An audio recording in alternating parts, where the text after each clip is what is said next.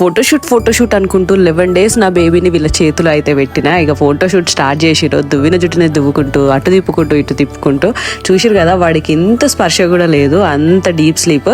అందుకే with in 11 to 15 days లోపే చేపియాలి new born photoshoot. ఈ పిక్చర్ అవుట్కమ్ చూడండి, వీళ్ళ దగ్గర ఉన్న ప్రాప్స్ చూడండి, ఇప్పుడు తీసింది ఇందులోనే. అండ్ ఇదొకటి చిన్న మంచం లాగా ఉంది, ఇది చాలా క్యూట్ గా ఉంది ఇదొకటి.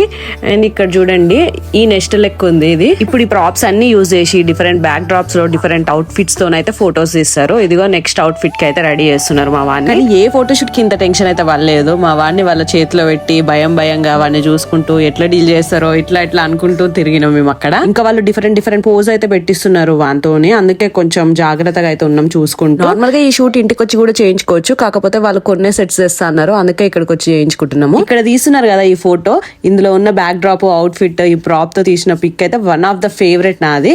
మీరు కూడా ఎట్లుందో కమెంట్స్ లో చెప్పండి.